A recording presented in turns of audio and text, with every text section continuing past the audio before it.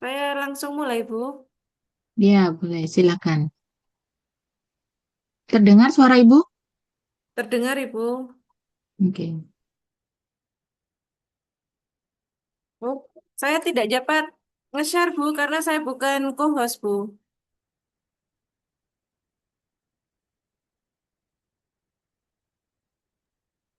Sudah, silakan. Baik, Bu.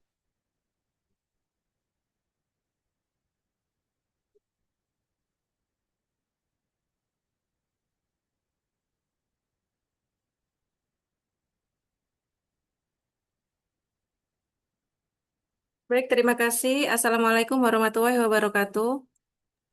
Waalaikumsalam warahmatullahi. Pada kesempatan kali ini, terima kasih atas waktunya, Ibu. Saya diperkenankan untuk presentasi mengenai eh, sebuah jurnal, di mana jurnal ini membahas untuk mengungkap rahasia molekuler dari temu hitam atau kita biasa sebut dengan temu ireng. Jurnal ini berjudul Isolasi dan Elusidasi Struktur Senyawa Metabolit Sekunder dari Curcuma aeruginosa asal Jawa Timur. Seperti yang telah kita ketahui bahwa Indonesia memiliki banyak sekali biodiversitas, di mana 11% spesies tumbuhan bumi berada di hutan tropis Indonesia. Ini menjadi dasar kekayaan alam Indonesia untuk peneliti meneliti lebih lanjut mengenai keluarga Zingiberaceae yang memiliki lebih dari 1.200 spesies dan mayoritas tumbuh subur di wilayah hutan tropis. Genus yang difokuskan adalah Curcuma dan spesiesnya adalah Curcuma aeruginosa atau temu hitam. Temu ireng biasa kita sebut di daerah Jawa. Asal sampelnya adalah Desa Jogorogo, Ngawi, Jawa Timur, Indonesia. Karakteristiknya rimpang dan daun aromatik yang kaya akan konstituen volatil. Potensi biologis telah diteliti sebagai agen antioksidan, antibakteri, antiinflamasi, dan antipiretik.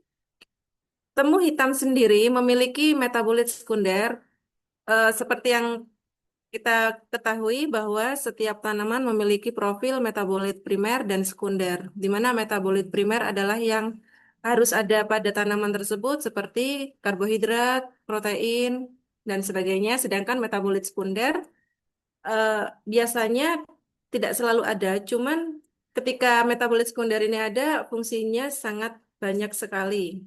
Untuk temu hitam sendiri, metabolit sekundernya 51% eh, terdiri dari sesquiterpen, 18 persennya monoterpen, dan eh, komposisi lainnya sekitar 31%. Fokus utama pada penelitian ini adalah kelompok sesquiterpen. Meskipun memiliki potensi biologis yang tinggi, isolasi metabolit sekunder dari rimpang Curcuma aeruginosa asal alam Indonesia, khususnya Jawa Timur, belum banyak dilaporkan secara komprehensif. Itu yang akan menjadi landasan peneliti untuk melakukan penelitian terutama terhadap temu hitam. Tujuannya adalah menyelidiki keragaman metabolit sekunder serta mengisolasi dan mengelusidasi struktur molekul murni dari rimpang spesies ini. Tiga pilar investigasi fitokimia yang dilakukan pada penelitian ini, yang pertama adalah ekstraksi dan partisi, langkah kedua adalah pemisahan menggunakan kromatografi, dan yang ketiga adalah karakterisasi spektroskopi untuk mengelusidasi struktur pada senyawa yang telah dimurnikan. Langkah yang pertama yaitu ekstraksi dan partisi. Sumber material yang dipakai adalah rimpang temu hitam yang dikumpulkan dari Desa Jogorogo, Ngawi, Jawa Timur selama di bulan Februari 2021. Spesimen disimpan di Universitas Airlangga sebagai tempat peneliti melakukan penelitian. Sedangkan preparasinya, rimpang dibersihkan, dikeringkan, dikering anginkan, dipotong dan digiling menjadi serbuk kasar seberat 4,4 kilogram. Setelah itu ada ekstraksi padat cair menggunakan metode maserasi atau perendaman menggunakan etanol. Tujuannya adalah untuk melarutkan semua metabolit sekunder pada pelarut etanol. Setelah itu akan dilakukan evaporasi untuk menghilangkan etanol menggunakan rotary vacuum evaporator. Tujuannya ketika etanolnya hilang, maka yang didapatkan adalah ekstrak pekat yang berisi metabolit sekunder dari rimpang ini. Kemudian ada jalur partisi fraksinasi, yaitu pemisahan berbasis polaritas. Tadi sudah kita dapatkan ekstrak etanol yang kental, yang sudah dievaporasi. Ekstrak ini akan kita partisi menggunakan tiga metode. Yang pertama, dilarutkan, dieluen dengan dipartisi, maksudnya dipartisi dengan N-heksana banding etanol 1:1. Pemilihan N-heksana ini karena normal heksana adalah senyawa nonpolar, maka nanti harapannya adalah metabolit sekunder yang bersifat nonpolar akan terlarut semua pada normal heksana.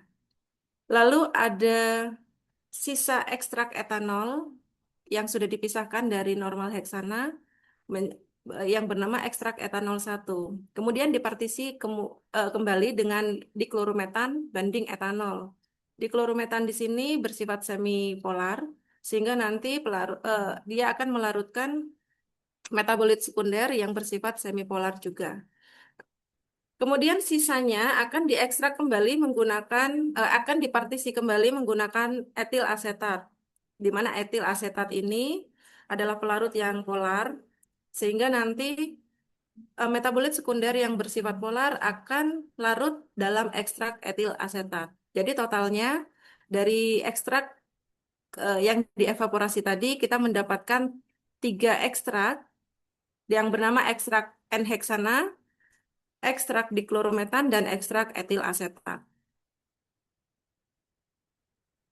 Setelah mendapatkan tiga ekstrak tersebut, jalur yang kedua adalah purifikasi atau memurnikan.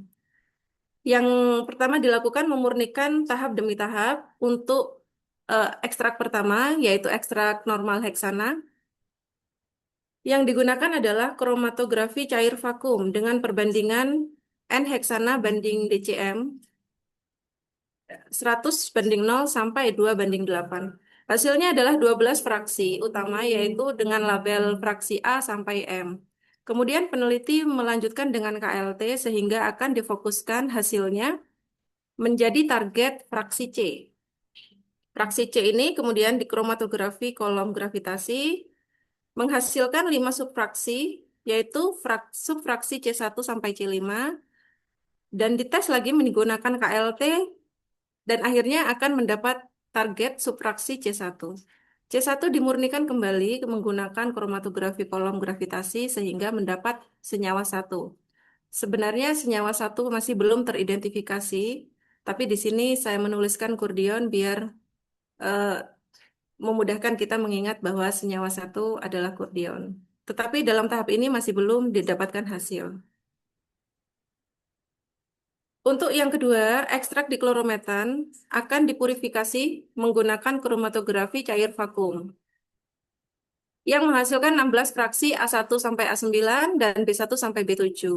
Dari hasil KLT, sesuai dengan pola-pola yang dihasilkan, maka peneliti menggabungkan antara fraksi A2 dan A4 yang kemudian akan di kolom gravitasi kromatografi menghasilkan senyawa 3 dan senyawa 4.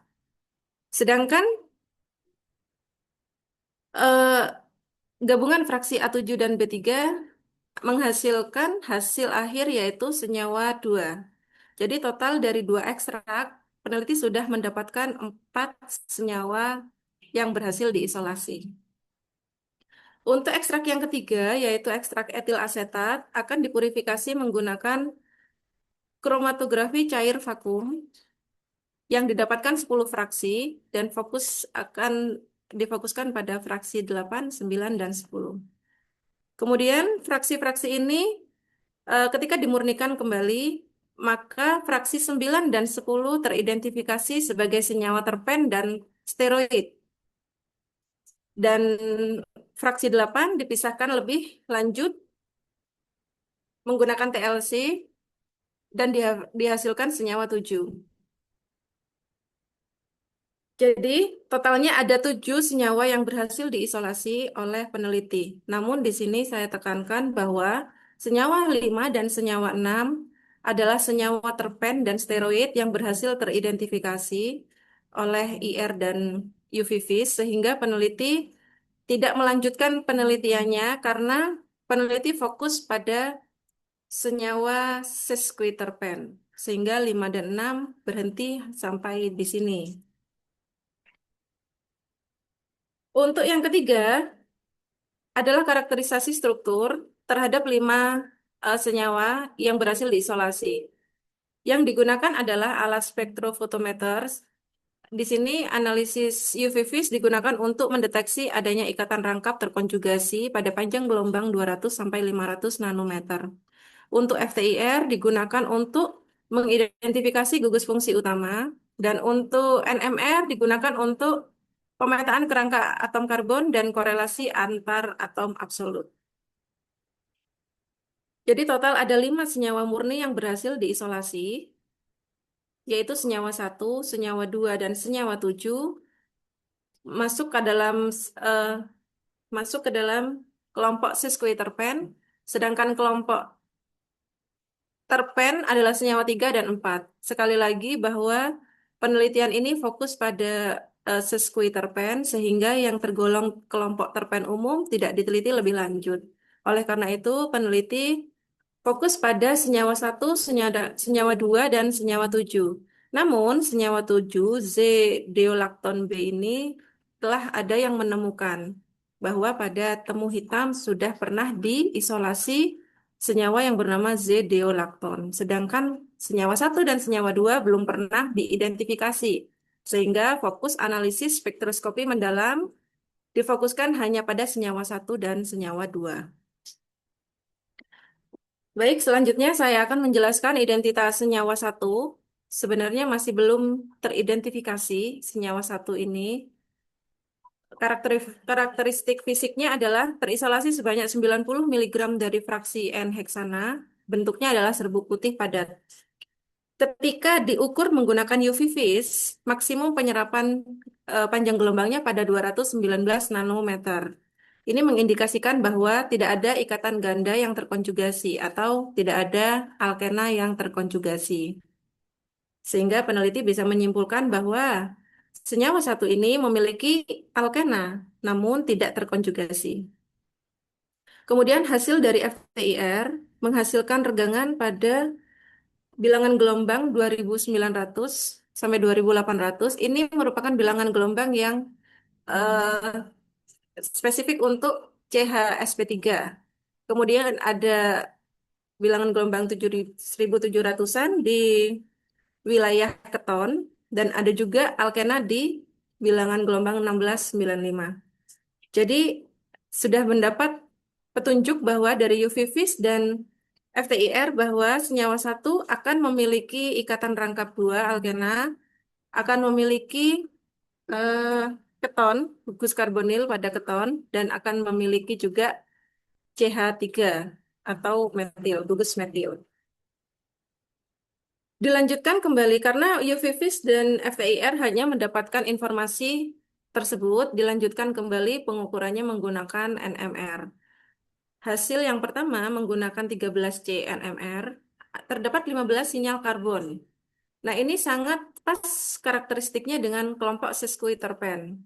Bahwa jika kelompok terpen biasanya eh, mengandung C10 untuk sesquiterpen, rumus umumnya mengandung karbon sebanyak 15. Oh, karena sudah didapatkan bahwa ada 15 sinyal karbon, peneliti menyimpulkan bahwa senyawa satu adalah kelompok sesquiterpen.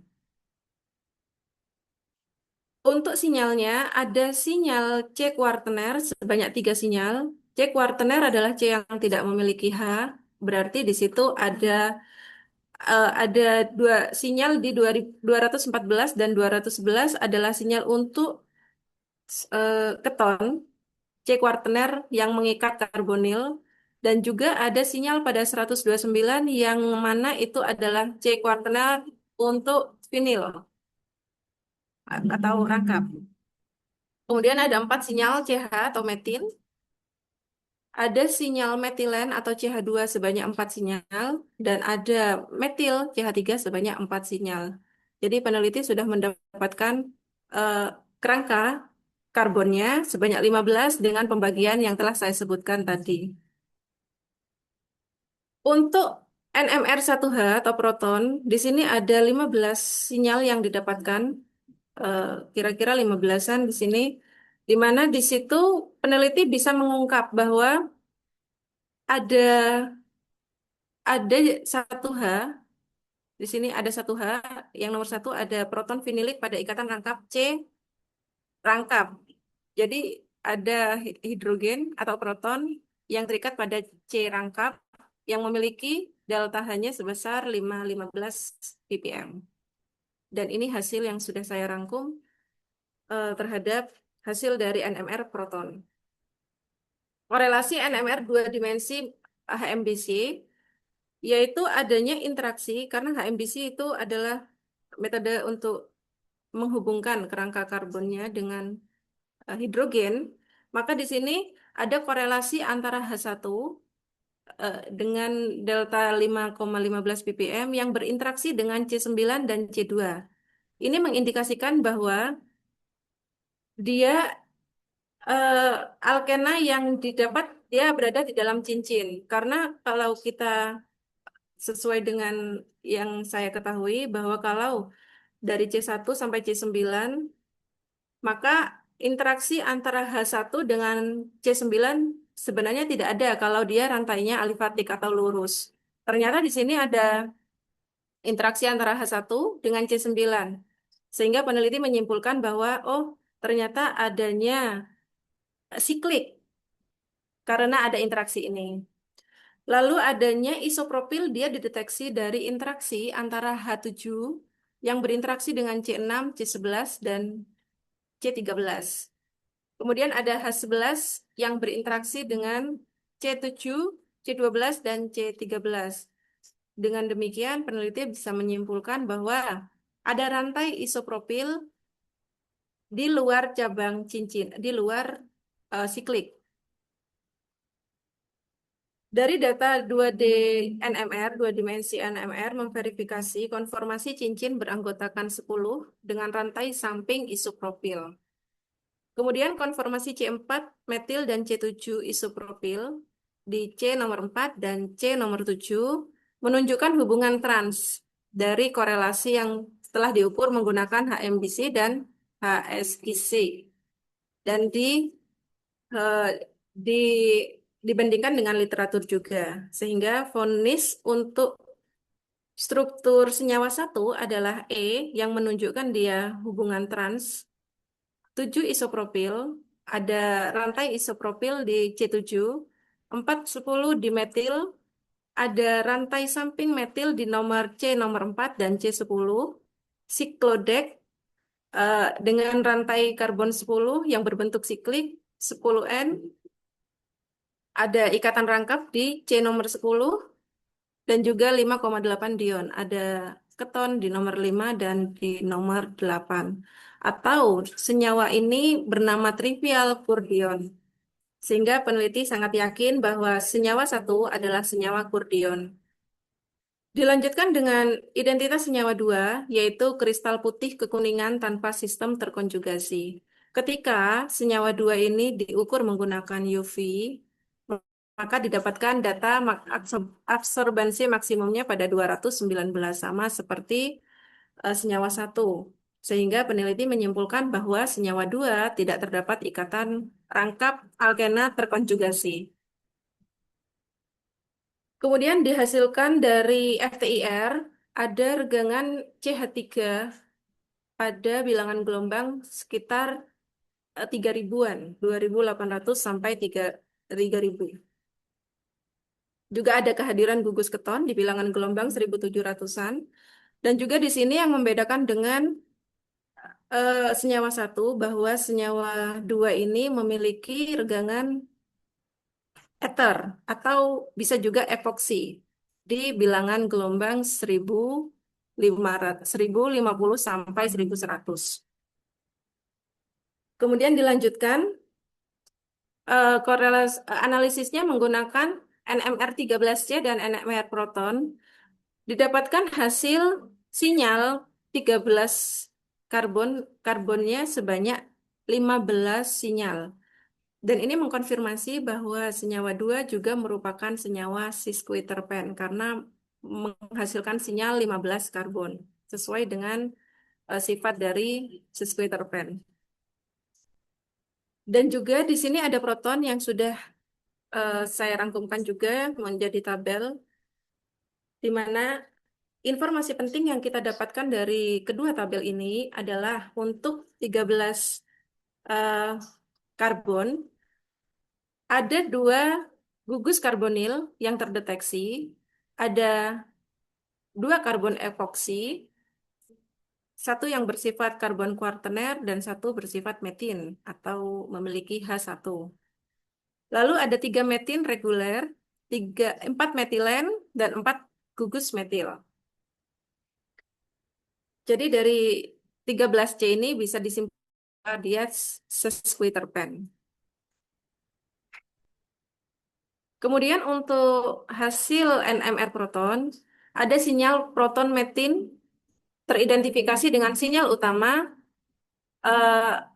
289, 268, dan 282.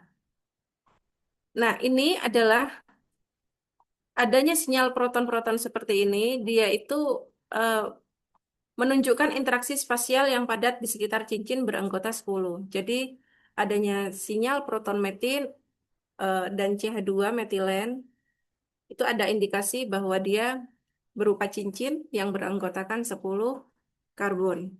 Dilanjutkan dengan sinyal H11, H12, dan H13, di mana ini adalah sinyal metin dan sinyal gugus metil, sehingga peneliti bisa menyimpulkan bahwa adanya rantai samping isopropil dari sinyal ini. Kemudian ada metilen simetris dan sinyal metilen asimetris. Jadi ada CH yang simetris dan tidak simetris atau dia stereotopik. Sehingga di sini adanya efek sterik dari konformasi cincin 10. Jadi nanti ada eh, ster konformasinya di senyawa 2 ini. Kemudian dilanjutkan HSQC dan HMBC, yaitu heteronuklear single quantum coherence, yang memastikan proton mana yang terikat pada karbon yang sebelah mana. Jadi antara karbon sama hidrogen. Jika jika HMBC adalah heteronuclear multiple bond correlation, yaitu eh, bagaimana hubungan-hubungan yang terdiri dari fragmen-fragmen atau gugus fungsi yang bisa dijadikan satu kesatuan molekul. Di sini yang membuat peneliti sangat yakin bahwa adanya cincin yang beranggotakan 10 karbon, di sini ada korelasi antara H6 dengan C5. Korelasinya seperti ini. Dan dibandingkan juga dengan literatur bahwa dengan korelasi seperti ini, maka itu adalah hubungan antara yang bersifat siklik. Juga ada hubungan antara H7, C8 dengan H9.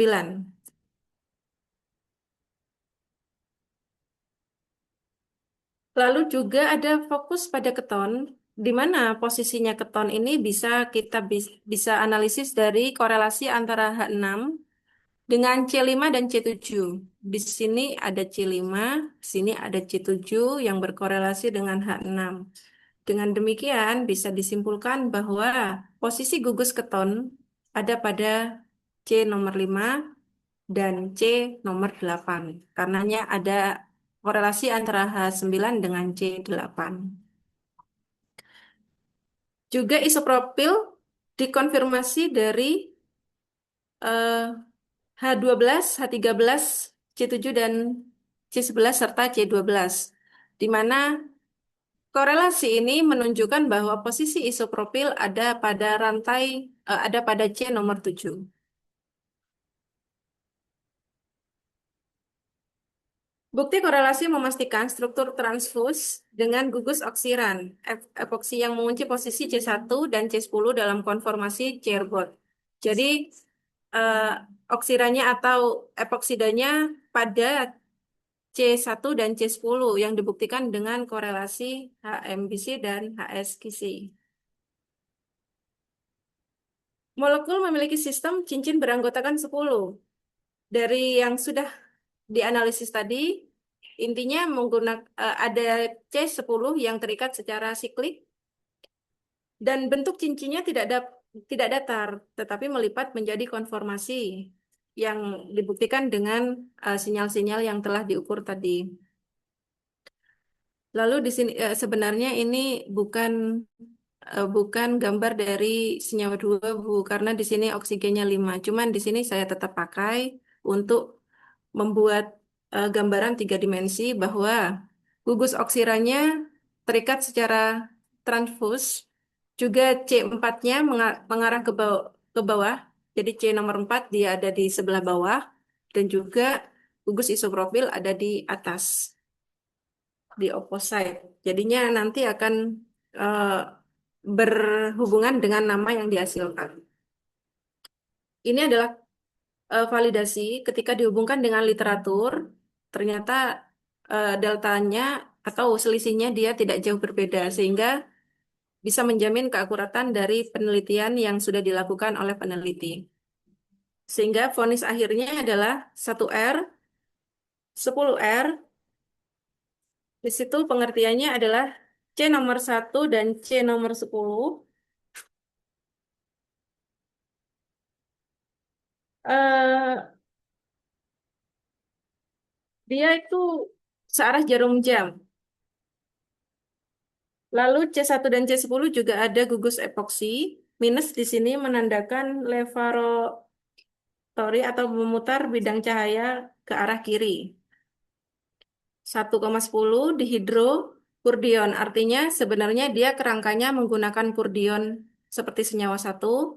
Hanya saja di situ ada tambahan hidrogen atau proton di nomor 1 dan C nomor 10.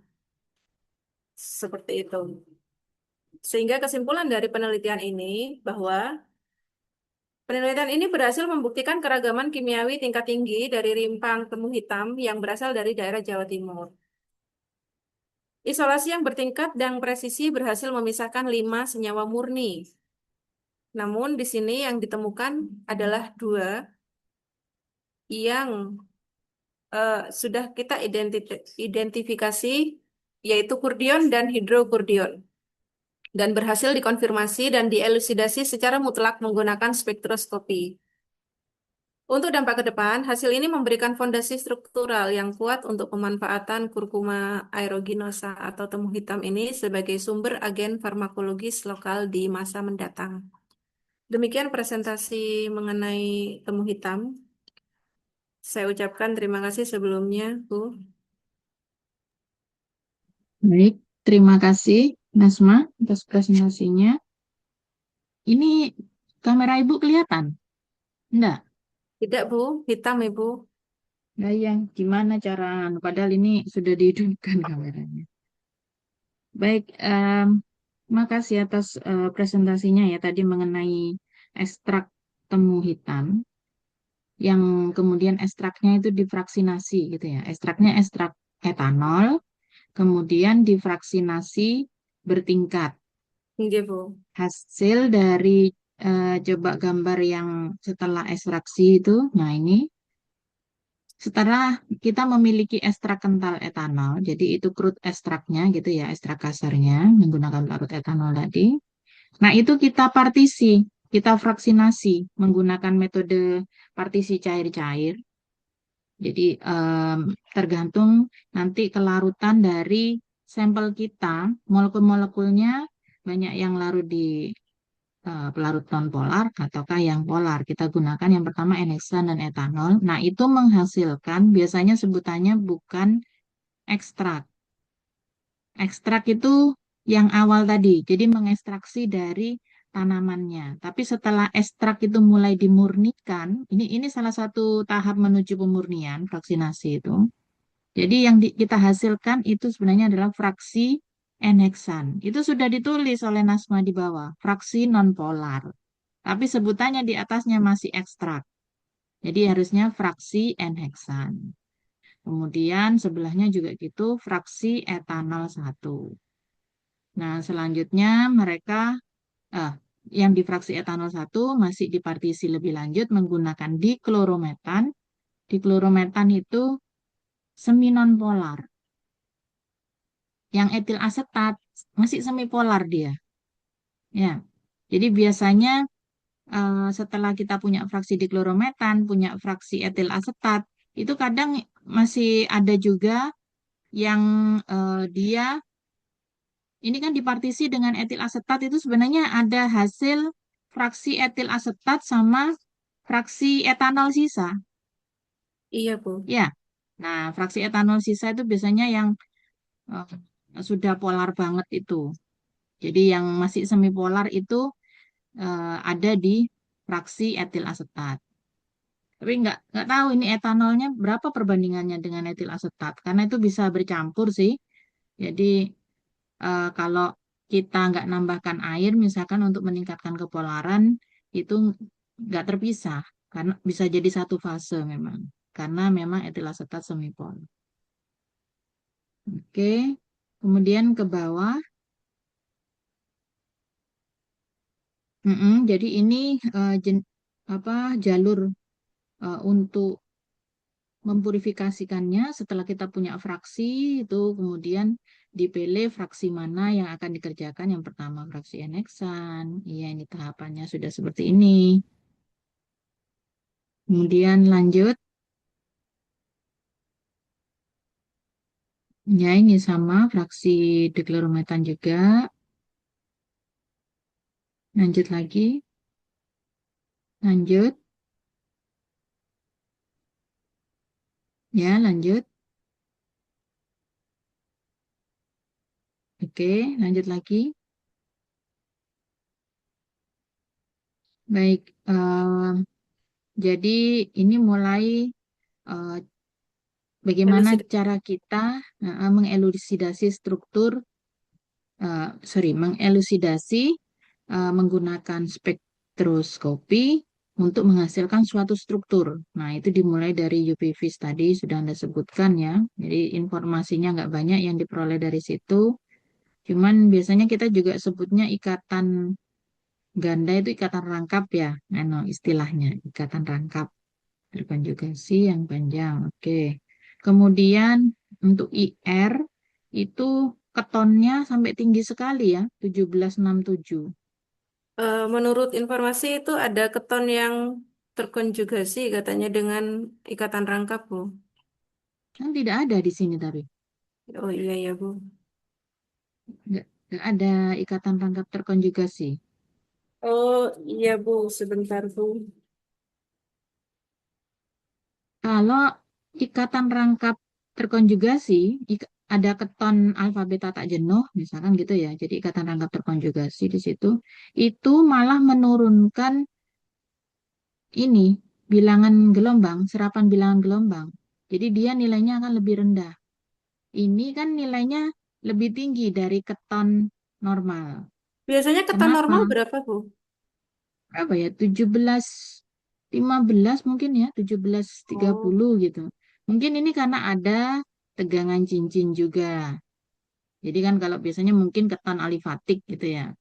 Kalau ada tegangan cincin, kemudian ada steric hydrants di sekitarnya, membuat keton tersebut menjadi lebih tegang. Jadi dia akan terdeteksi pada bilangan gelombang yang lebih tinggi. Jadi cukup tinggi ini 1767. Kemudian ya ada alkena juga yang juga cukup tinggi juga. Ini karena dia mungkin berada pada cincin ini. Kemudian lanjut Mbak. iya, Bu. Nah, saat Anda menampilkan ini bagus ya. Cuman kan kalau nggak ada strukturnya dalam satu layar, jadi kita sulit membayangkan. Jadi mungkin nggak tahu lain kali Anda Anda nggak tahu risetnya nanti ada menggunakan NMR juga atau tidak. Walaupun kita membahas FTIR juga, jika data yang ingin kita tampilkan itu kita ingin menunjukkan bahwa ada gugus ini, itu kandidat dari struktur senyawanya itu ditampilkan juga, disisipkan di sini. Jadi Anda bercerita itu orang juga bisa melihat, oh di situ keton, nggak bolak-balik harus lihat materi yang lainnya, gitu ya, di luar di di dua layar gitu harus. Gitu. Jadi sudah cukup bagus Anda metani satu-satu gitu ya. Cuman lebih perfect tadi ya supaya enak dengerinnya itu nggak usah ngecek naskah dari artikelnya itu enak ditampilkan jadi satu di sini. Memang akhirnya akan dimunculkan dalam tiap layar saat Anda membahas mengenai elusidasi strukturnya. Jadi struktur tersebut akan muncul terus memang. Baik, Bu. Oke. Hmm, oke, di sini Anda sebutkan bahwasanya sudah pakai karbon NMR ya. Karbon NMR, kemudian ada karbon depth, kemudian Anda bisa memastikan ada 15 karbon di situ akhirnya. Kalau karbon NMR 15 jumlah 15 karbon itu ditunjukkan dari hasil apa? Sinyalnya, Bu. Sinyal di mana? Spektrum yang mana? Spektrum yang mana? Spektrum kan spektrum NMR, Bu. Itu ada kesimpulan di bawah di kanan bawah. Kombinasi spektrum karbon NMR dan karbon depth secara absolut mendeteksi total 15 karbon. Itu 15 karbonnya dihasilkan dari yang mana? Berarti kan ada dua tadi, kombinasi spektrum karbon NMR, kemudian karbon depth. Karbon NMR 13C, Bu. menghasilkan 13C gimana? yang saya Yang tangkap. 13C. Iya, yang 13C, Bu. Nah, kalau karbon depth-nya ini Duh, bentar ya, Bu. Saya eh, sudah dipelajari. saya tidak mempelajari yang karbon depth, Bu, sebenarnya, Bu. Cuman menurut jurnal seperti itu saya copy di sini, Bu. Hmm.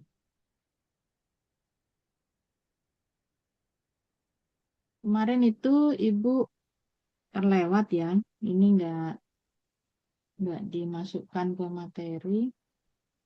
Bentar.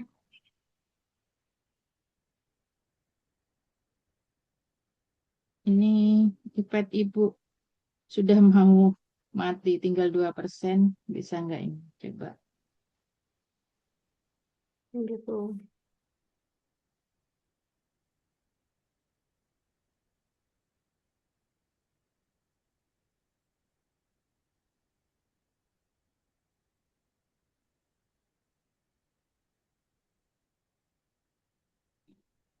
Jadi untuk depth sendiri itu distortionless enhancement by polarization transfer. Ibu juga nggak hafal. Ininya ini. Kenapa dia? Nah, nah, di sini kalau karbon NMR, 13 karbon NMR, itu kita kan dapatkan sinyalnya itu garis-garis gini aja ya. Iya, Bu. Nah, Anda deteksi itu sebanyak 15. Ada nomor C1 sampai C15 di situ. Itu ketahuan jumlah karbonnya. Betul, Bu. Kalau depth itu ada beberapa macam. Kalau dia depth-nya, jadi dia kalau memutar em, alat itu diputar bidang polarisasinya sebesar misalkan 90 derajat, dia itu hanya akan mendeteksi misalkan Ibu bikin perwakilannya aja dulu.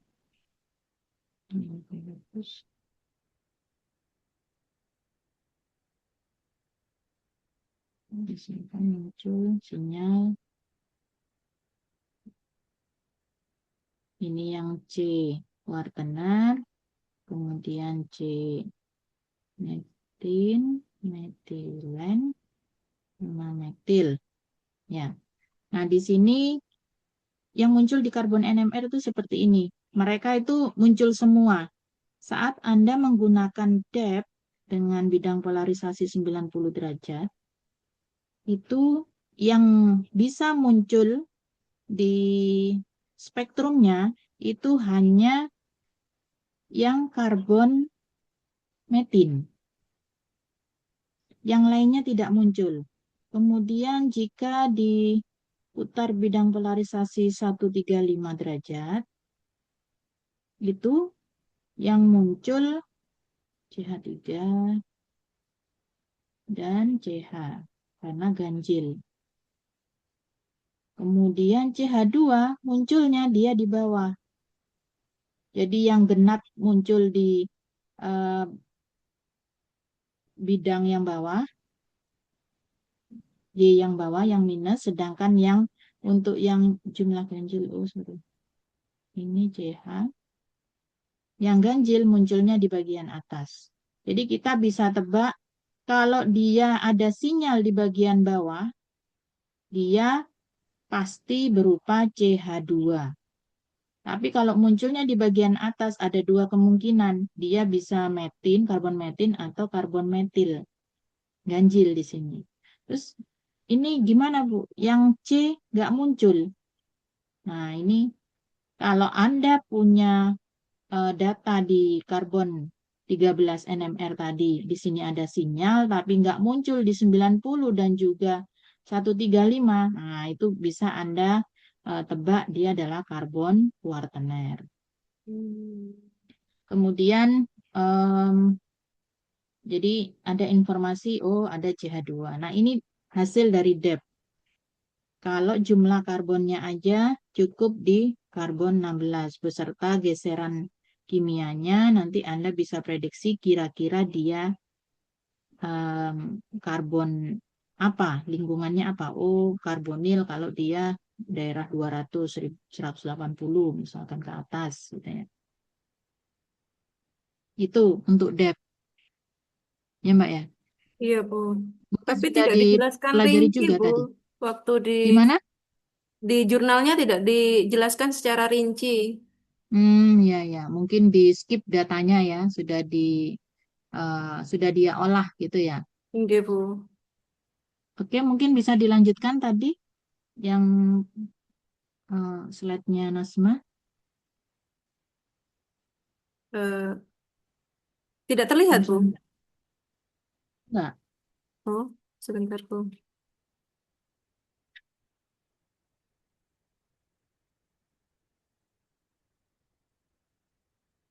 Sudah, Bu. Ya, oke, terus ke bawah,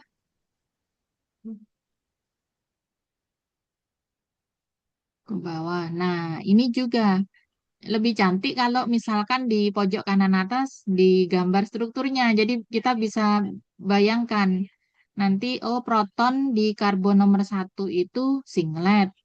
Yang proton nomor 2 itu ada dua proton, iya. Dia multiplet karena apa? Jadi ada gambarnya di sebelahnya. Walaupun Nasma sudah menampilkan analisis sinyal proton di situ sudah dinarasikan. Ya, Iya, Bu.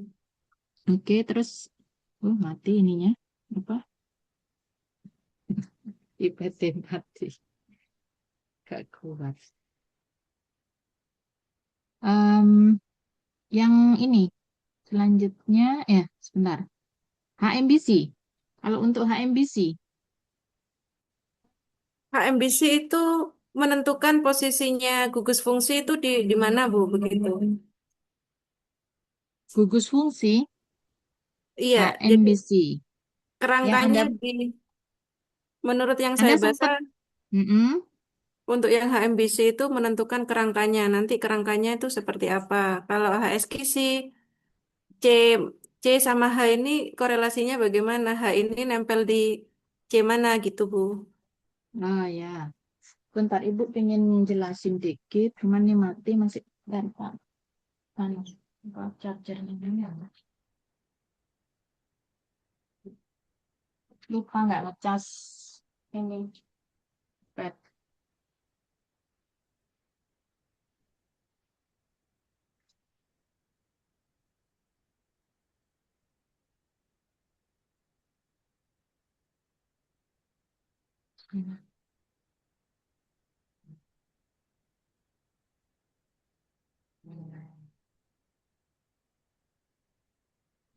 Nggak bisa hidup.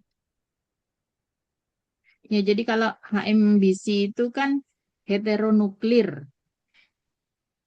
Jadi bedanya apa dengan HSQC? Mereka sama-sama heteronuklir. Tapi ada juga yang homonuklir. Nuklir itu kan inti ya. Iya, Bu. Nah, yang hetero itu intinya berbeda yang dianalisis. Eh, Bisa hidup ya kalau hijau. Ini sampai nol.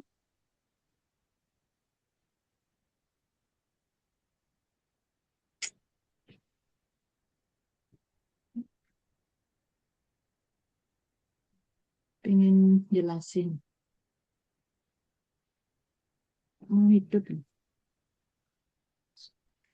Pakai laptop bisa nggak ya? Pakai apa ya? Notepad ya? Pakai laptop, gambar-gambar. Kalau saya pakai Notepad. Pakai iPad. apa ya? Sebentar, Bu. Notepad ini cuma Oh, nulis. Apa ya? Apa pakai layarnya langsung ya? Dicoret-coret gitu ya? saya tidak pernah pakai laptop, Bu. Sebentar, Ibu coba.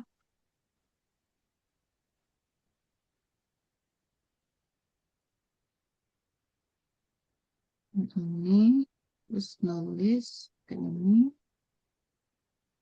Hmm, sudah ya? Oke. Ini sulit nih. Mouse. Dok, jangan ramen, Dok. Ya, jadi untuk HMBC dan HSQC sebelumnya itu ada yang pertama yang namanya COSI. COSI. Itu.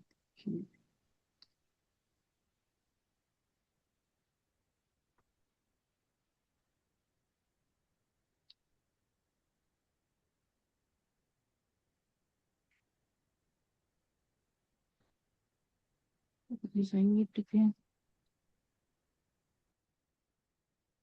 Keliru tadi nggak langsung discharge.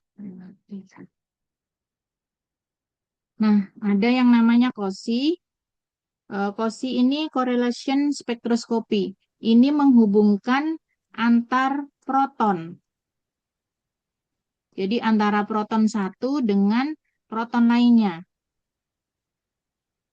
Jadi dia biasanya eh, digambarkan seperti ini spektrumnya. Sorry, dihapus.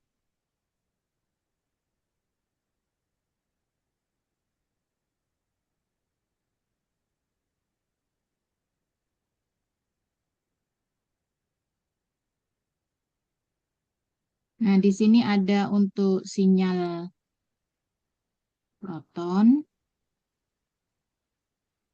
Sini juga menunjukkan sinyal proton. Jadi ada dua dimensi. Kalau biasanya kan cuman eh, spektrumnya munculnya seperti ini aja. Singlet, kemudian doublet, jelek. Nah, itu dimunculkan dalam dua dimensi, sumbu X dan sumbu Y. Jadi ini muncul misalkan di daerah 2 ppm gitu ya. Yang sini juga dibuat seperti itu. Jadi dia muncul di sini. Ini yang 2 ppm tadi, tapi dia di sumbu Y. Misalkan. Nah, biasanya kalau protonnya sama, itu dia akan, ini gak simetris. Dia akan berada di titik simetris ini, jadi kita abaikan. Nah, yang tidak sama, itu nanti dia akan dihubungkan antara proton, misalkan ini proton nomor 1. Sorry, nomor 3. Misalkan yang nomor 1 di sini, ini nomor 1. Kalau digambar di sumbu Y. Nah, berarti proton nomor 1 berhubungan dengan proton nomor 3. Jadi dia bertetangga dengan proton nomor 3.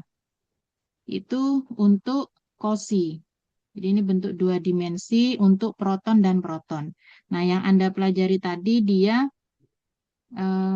ini apa HMBC. Sebelum HMBC itu ada HSQC. Sama-sama heteronuklear. Kalau yang atas ini homonuklear, jadi sama-sama proton yang dikorelasikan. Kemudian kalau HMBC dan HSQC itu heteronuklear. Jadi beda intinya antara proton dan karbon. Karbon. Hubungan antara proton dan karbon.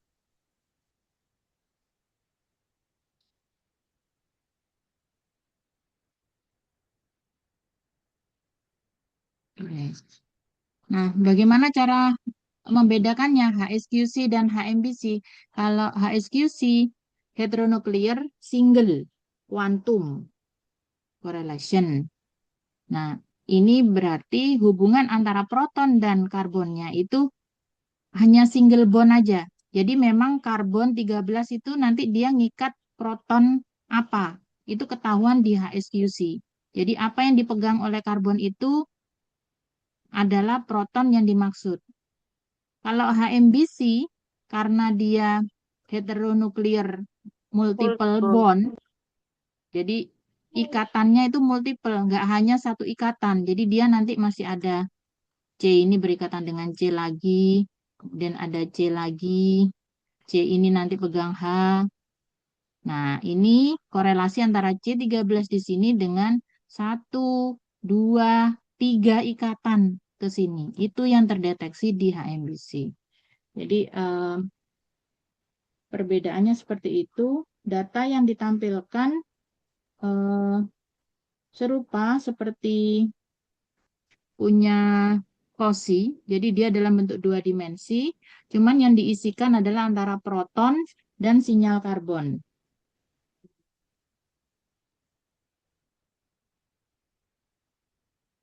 Nah, bisa ini.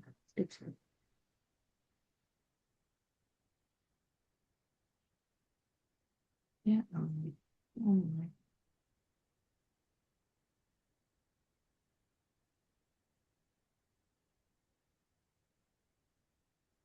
Hmm.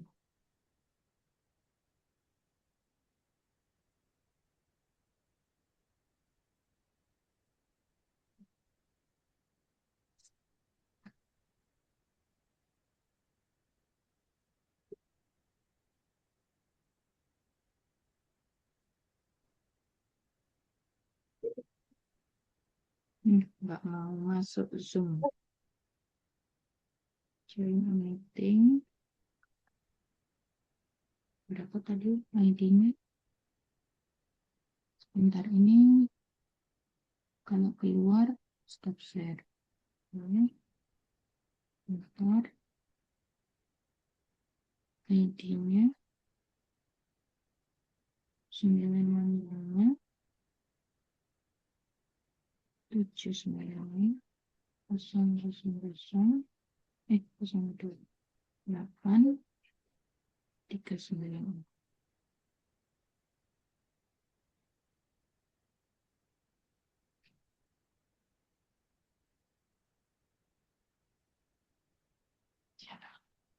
Gak mau masuk. Nggak bisa, nggak bisa login. Mananya, iPad-nya. Mogok. Baik, mungkin itu ya tadi. Beda HMBC sama HSQC. Ini tadi sampai mana presentasinya? Coba ditampilkan lagi.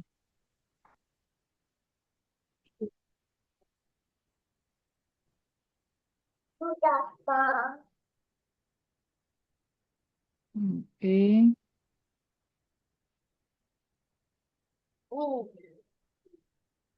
Nah, di sini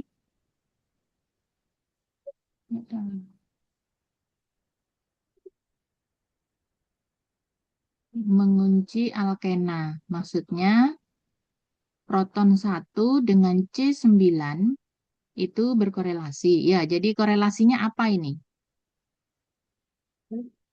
Proton Korelasi satu dan karbon 9 diperoleh dari data apa berarti?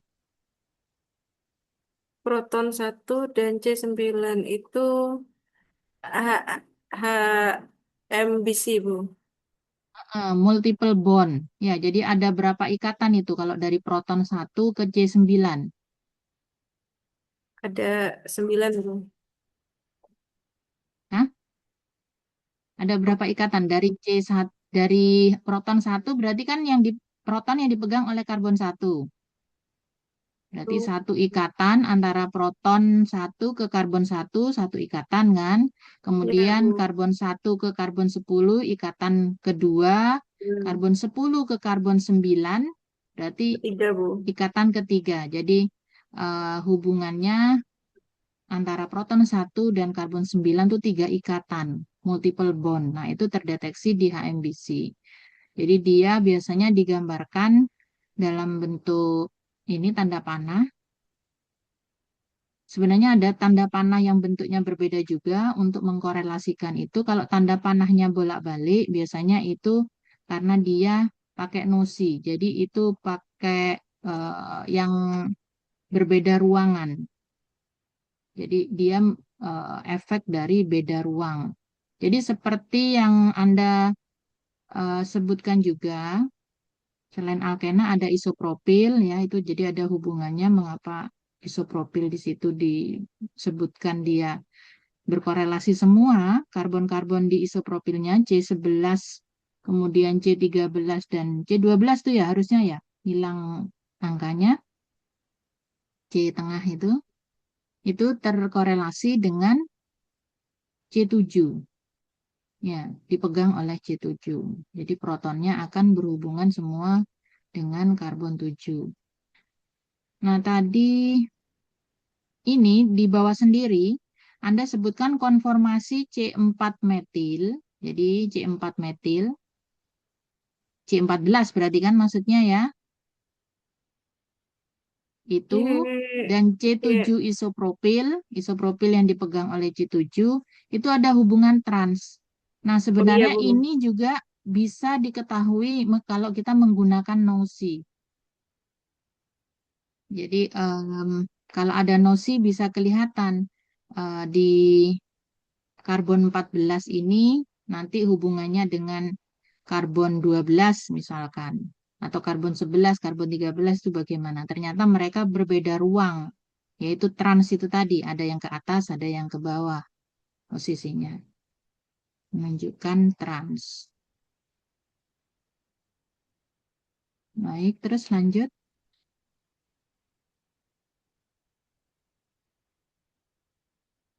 Nah, ini juga sama aja sebenarnya ya. Ini ada gambarnya, memang Yang mana, Bu? data UV itu. Oh, tidak, Bu. Spektrumnya memang ada. Oh, Tidak enggak ada ada. Ini gambarmu sendiri nih. gambar sendiri, Bu. Oh, ya ya. Oke, lanjut. Ya kan lebih baik kalau ada gambar strukturnya ya. Jadi kita bisa lihat di sini. Oke, lanjut lagi. Serupa dengan tadi. Lanjut.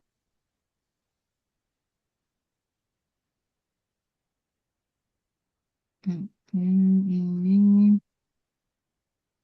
ya ini analisis dari masing-masing itu. Nah ini kalau ada gambarnya enak ini dalam satu layar ya. Iya, Bu. Lanjut.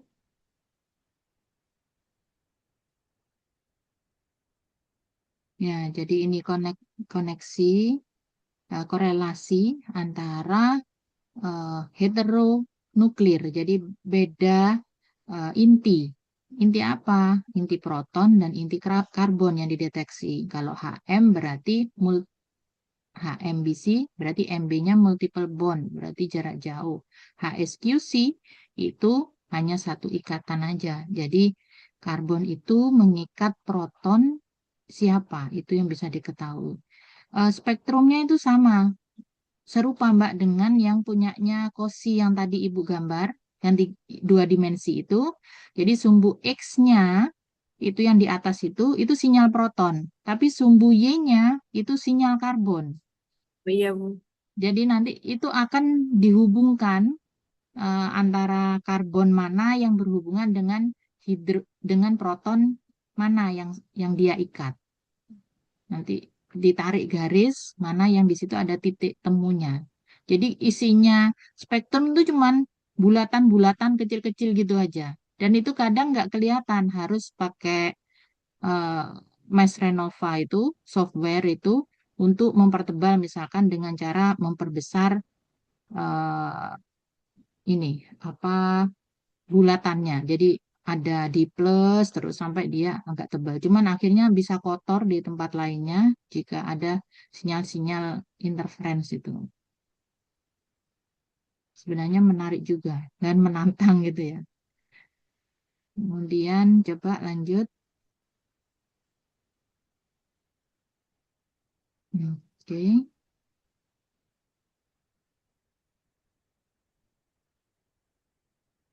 lanjut,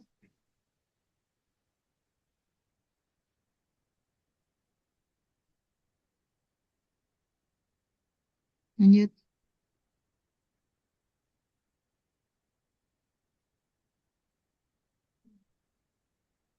Sudah habis ini. Ini, Bu.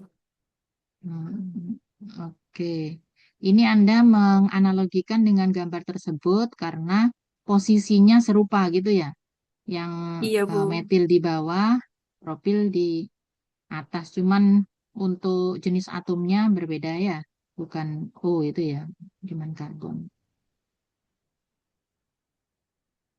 Terus pakai struktur apa ini? Apa Anda memang nemu gambar kayak gini atau gimana? Saya saya cari, Bu, yang setara dengan itu. Ternyata tidak ada, Bu. Yang ada yang ini, Bu. Strukturnya apa ini? Eh, kan saya bilang, Bu, struktur untuk dihidrokurdion. Muncul begini, Bu. Hmm, Terus saya tidak cek lagi, Bu. oke. Jadi, meminta bantuan AI ya. Ya, kan sudah Oke. belajar machine learning, Bu. eh, eh. Apa aja yang digunakan untuk membantu kita itu apa aja emangnya? Ibu taunya cuma chat GPT, Gemini gitu. Apa aja kalau dari Pak Darko?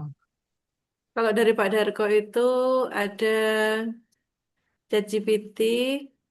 Saya nggak pakai Gemini, Bu. Hmm? Lalu saya pakai notebook LM. Notebook LM. Nggih, Bu.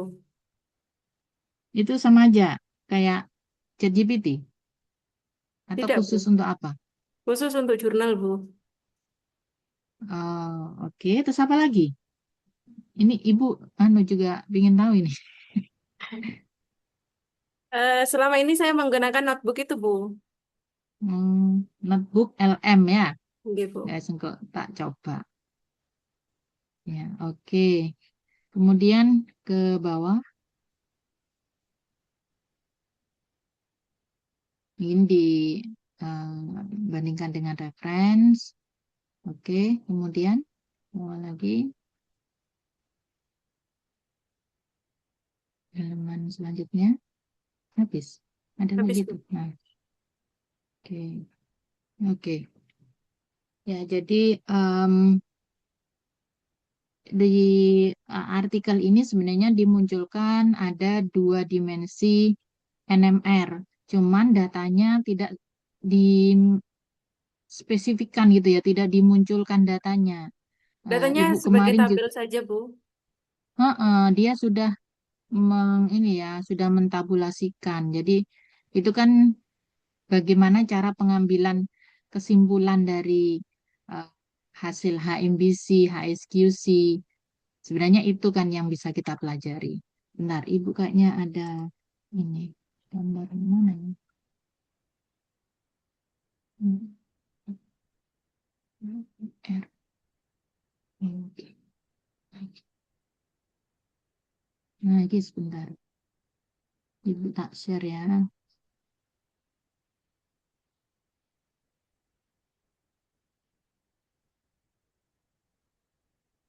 Nah, ini untuk yang HSQC tadi ya. Jadi antara em, kan heteronukleer, jadi beda inti antara proton dan karbon.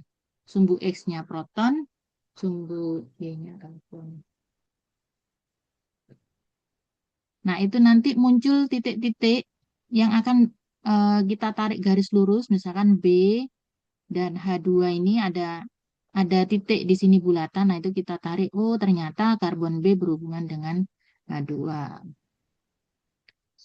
Nah, ini data aslinya seperti ini. Muncul warna biru dan merah seperti ini. Ya, biasanya warnanya juga mirip ya, agak coklat gitu. Ini ditandai berbeda, kelihatan berbeda. Nah, itu kita sendiri yang narik garis. Dari H3 aksen, misalkan tarik garis ke titik ini hubungannya dengan siapa? Oh, di proton NMR kita tandai misalkan proton di sini itu dengan geseran kimia 4,3 ini, itu adalah proton nomor 3 aksen. 3 aksen itu di sini, proton di sini. Protonnya ada di sini. Itu ternyata berhubungan dengan karbon yang sinyalnya ada di sini. Di daerah berapa ini? Oh, 78 misalkan ppm. Nah, itu makanya kita assign, nanti kita kasih nomor ininya, apa? Kita korelasikan dia ada di mana untuk strukturnya. Kemarin sebenarnya di HMD. AI-nya Mm-mm, diberi gambar, Bu. Cuma mm-mm. saya nggak paham sama gambarnya, saya hapus, Bu. Sekarang sudah paham tapi. Sudah, Bu. Oh, ternyata Nah, kok ada. gambar yang kemarin seperti ini, Bu. Ibu lupa kemarin itu belum kasih ini slide sedikit ini. Jadi untuk HMBC sama multiple bond, tapi ini kita praduganya ini lebih jauh. Jadi bisa karena terhubung 2 ikatan atau 3 ikatan. Jadi kita masih mengira-ngira. Kalau yang tadi kan pasti sudah diikat oleh karbon, proton tersebut diikat oleh karbon tertentu, gitu. Tok wis 1 ikatan tok. Tapi kalau ini bisa 2 sampai 3 ikatan. Jadi bisa agak jauh HMBC. Sama dia berupa bulatan-bulatan seperti ini dan banyak sekali bulatan yang mungkin tidak semua nanti bisa dikorelasikan. Kalau ini meskipun tipis, ini berarti masih ada hubungan. Ini bisa ke sini, ke atas. Oh, memang ada sinyalnya. Kadang itu kalau kita tebalkan, jadi kita ingin lebih jelas, ditingkatkan saturasinya.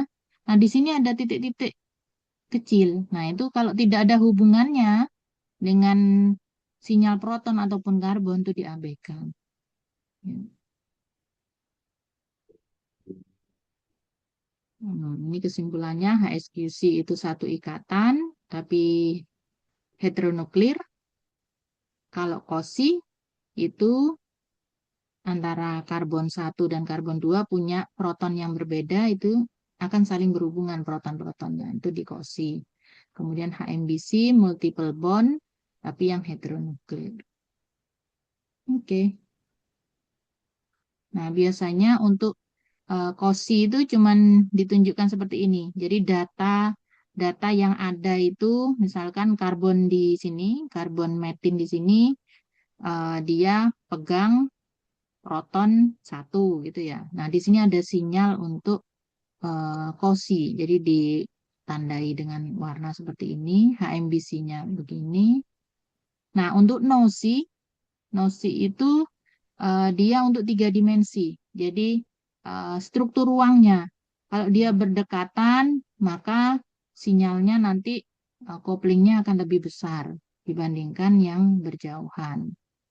Dia trans atau cis nanti akan kelihatan dari nilai nosi. Ditandai dengan tanda panah bolak-balik seperti ini. Jadi sedikit berbeda. Oke, Mungkin ada yang ingin ditanyakan, Nasma? Silakan. Sudah, Ibu. Mana? Sudah, Bu. Ini nanti Oh ya. di-upload nih, Bu. Di Google Drive. Anu, recording Zoom-nya Oh, bukan, Bu. atau apa? Tugas saya, Bu. Oh ya, heeh. Presentasinya. Ya. Tapi kayaknya belum Ibu ini ya, belum Ibu ubah settingan Google Drive-nya. Nanti Ibu ubah biar bisa Baik, Bu. memasukkan data. Ya. Makasih Nasma untuk perkuliahan kita. Semoga yang kita pelajari itu bermanfaat bagi Amin. Anda, terutama mungkin Anda sudah mulai ini ya, tesis Anda ya, pekerjaan laboratoriumnya. Sudah, Apakah Bu. ada penggunaan ini elusidasi struktur seperti yang Ibu jelaskan? Tidak ada, Bu. Memakai apa Paling aja? XRD, BET, TEM, UV-Vis, Sama IR. sama IR, Bu. Oke, NMR nggak ada berarti ya memang ya. Tidak ada, Bu. Oke, ya.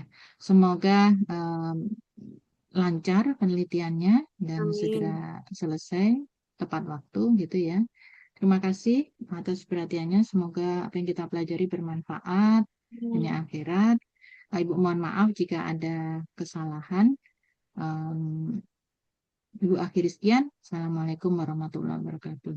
Waalaikumsalam. Terima kasih banyak, Bu. Sama-sama.